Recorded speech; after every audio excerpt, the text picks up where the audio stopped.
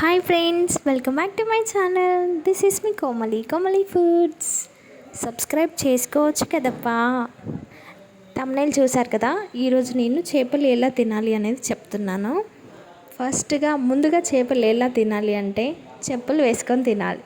నిజం, చెప్పులు వేసుకొని తినాలి, ఎందుకంటే ముళ్ళులు గుచ్చుకోపోతాయి. Just for fun. నేనైతే చేపలు తినేటప్పుడు ఫస్ట్ చేపకి అవుట్ సైడ్ ఏమున్నా కానీ మెయిన్గా దాన్ని స్కిన్ని రిమూవ్ చేస్తాను. ఆ స్కిన్ తీసేసిన తర్వాత ప్రశాంతంగా తినడానికి ఉంటుంది.